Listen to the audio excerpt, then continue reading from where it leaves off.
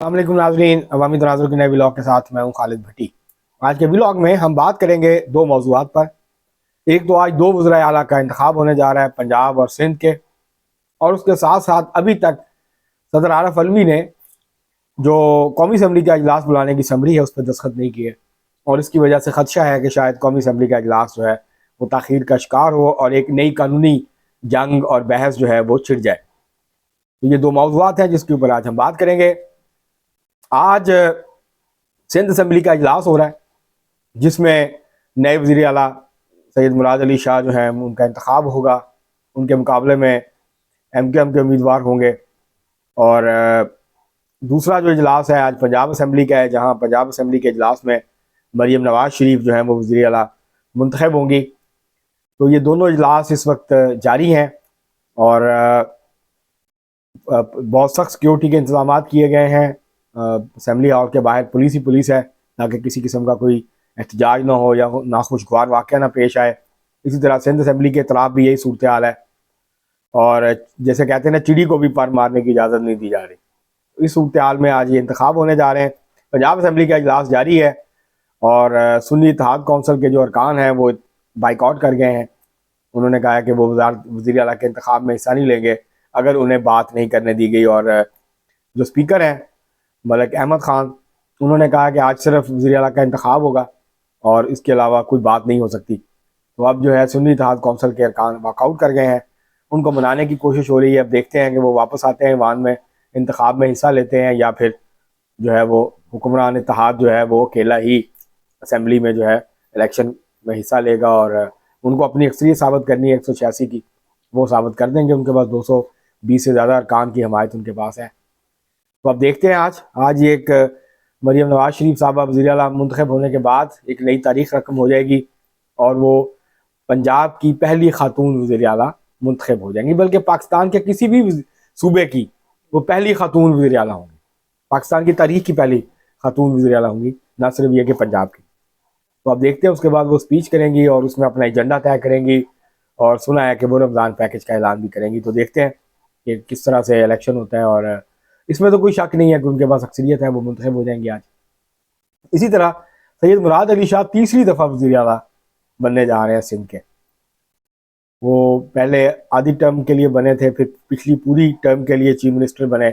अब वो एक नई टर्म के लिए उनको पीपल्स पार्टी ने जो है वो उन्होंने उनको नामजद किया है, वो वज़ीर आला मुंतखब हो जाएंगे।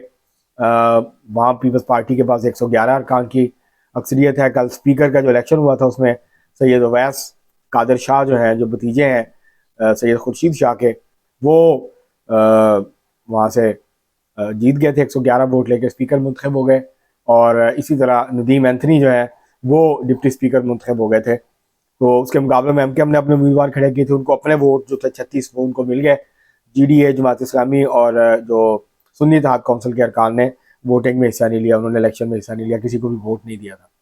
तो दोनों जगहों के ऊपर मजबूत सूबाई हुकूमतें जो हैं वो बनने जा रही हैं, पंजाब में भी और सिंध में भी। बलूचिस्तान की जो है वो असम्बली का इजलास 28 तारीख को बुलाया गया है, जबकि KP असम्बली का इजलास भी 28 तारीख को होगा, जिसमें 9 मुंतखब अरकान हलफ लेंगे। उसके बाद अगले दिन स्पीकर डिप्टी स्पीकर का इलेक्शन होगा, जबकि फिर वज़ीर आला का इंतखाब होगा। तो वहाँ पर भी मजबूत हुकूमतें बनने जा रही हैं सूबाई। और जो सुन्नी इत्तेहाद कौंसिल है उसको जो है वो KP में वाज़ेह अक्सरियत हासिल है, वो बड़े आराम से 2/3 मेजॉरिटी है उनको, वहाँ से आराम से अपना वज़ीर आला मुंतखब करवा लेंगे। जबकि पाकिस्तान पीपल्स पार्टी, नून लीग और बलूचिस्तान अवामी पार्टी जो है वो बलूचिस्तान में उनके पास जो है वो सादा अक्सरियत से ज़्यादा अरकान की हिमायत हासिल है, तो वो भी वहाँ से बआसानी अपना वज़ीर आला मुंतखब करवा लेंगे। अब रह गया मसला कौमी असम्बली का।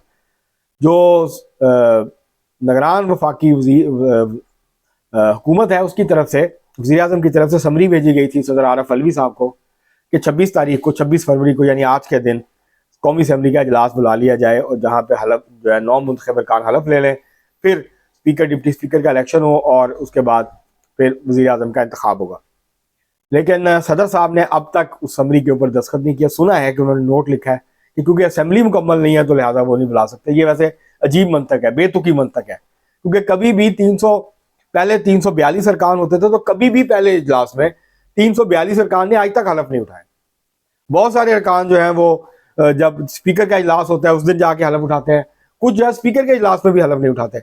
वो जिस दिन वज़ीर आज़म का इंतखाब हो रहा होता है उस दिन जाके सुबह, क्योंकि जब तक ये जब तक असेंबली का सेशन होता है, तो आप जब जिस भी सेशन में जाएं तो पहला एजेंडा ये होता है कि अगर कोई नौ मुंतखब रुकन आया है जिसने हलफ ना उठाया हो, वो पॉइंट आउट करते हैं और फिर स्पीकर साहब उनसे हलफ ले लेते हैं।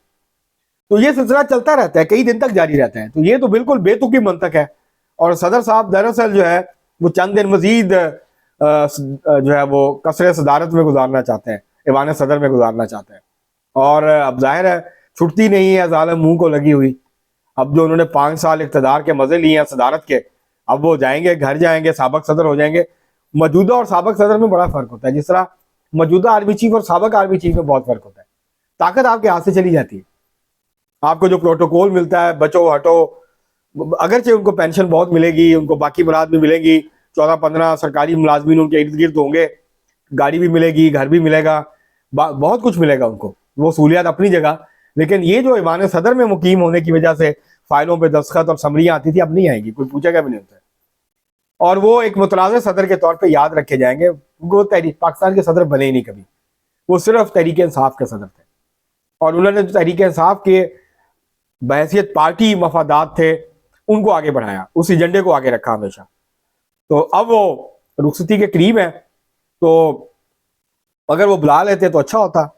लेकिन लगता है कि वो जाते जाते एक नया तनाज़ा खड़ा करना चाहते हैं, क्योंकि 18वीं तरमीम के बाद सदर मुमलकत ये लिख दिया गया आइन में कि 21 दिनों के अंदर, मैक्सिमम 21 दिनों में इजलास होगा। 21वें दिन ऑटोमेटिकली इजलास होगा, सदर नहीं बुलाएंगे। जो आर्टिकल 91 है उसकी शिक 2 है कि अगर सदर जो है असेंबली का जो इजलास है वो इंतखाब के 8 फरवरी को इंतखाबात हुए, 29 फरवरी को लाजमी इजलास होना है, 21 दिनों के अंदर अंदर होना है। इसके अलावा कि सदर उससे पहले बुला लें इजलास, 21 दिनों का इंतजार ना करें और पहले बुला लें, तो सदर पहले बुला सकते हैं वज़ीर आज़म की एडवाइस पे। लेकिन अगर वो नहीं बुलाते तो स्पीकर के पास ये इख्तियार है कि फिर स्पीकर जो है वो 28 या 29 तारीख को वो इजलास बुला के और वो हलफ देंगे, जो वहाँ पे नए मुंतखब अरकान कौमी असम्बली उनको हलफ देंगे।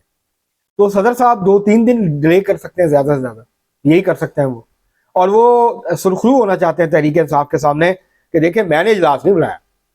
अब क्योंकि आइन में लिखा था उन्होंने बुला लिया, ज़बरदस्ती कर ली, मैंने नहीं बुलाया। मैंने जनाब आपका मौक़िफ़ जो था मैं डटा रहा उसके ऊपर आखिरी वक्त तक, कि क्योंकि हमें ये जो सुन्नी इत्तेहाद कौंसिल है अभी तक तो ये पता नहीं चल रहा। आज वैसे इलेक्शन कमीशन ने फैसला करना है मखसूस नशिस्तों का भी, तो वो मखसूस नशिस्तें हो ना हो, किसी पार्टी को मिले ना मिले, इसका सदर का से इसका कोई लेना देना नहीं है।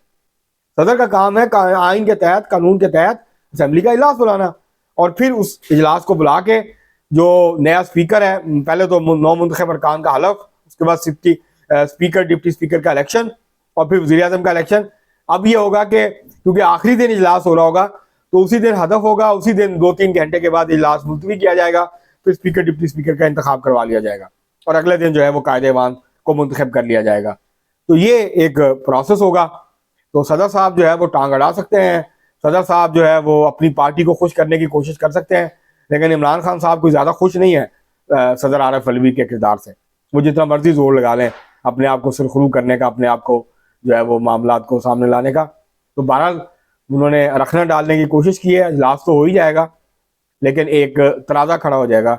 बेहतर होता अगर ये तनाज़ा खड़ा ना होता और सदर साहब जो है वो आज है उनके पास, 26 का था लेकिन उन्होंने नहीं बुलाया। अभी भी वो अगर दस्तखत कर दें तो शाम को इजलास हो सकता है, लेकिन जाहिर है उसके लिए पहले बताना पड़ता है अरकान असेंबली को। उन्होंने इस्लामाबाद पहुंचना होता है पूरे पाकिस्तान से, जो कराची से आएगा वो इतनी जल्दी तो नहीं पहुंच सकता, इसलिए एक आध दिन पहले नोटिस जारी किया जाता है। बताया इसीलिए 26 तारीख का कहा गया था, अगर वो पहले असेंबली में साइन कर देते तो कम्युनिकेट कर दिया जाता नए अरकान को और वो इजलास के अंदर जो है वो शिरकत करते। तो बहरहाल अब देखते हैं कि क्या सूरत बनती इस हवाले से, और लगता यही है कि गालिबन स्पीकर साहब को ही इजलास जो है वो एंड पे बुलाना पड़ेगा और हलफ लेना होगा और फिर स्पीकर डिप्टी स्पीकर का इलेक्शन होगा, उसके बाद फिर जो है वो मुंतखब कर लिया जाएगा।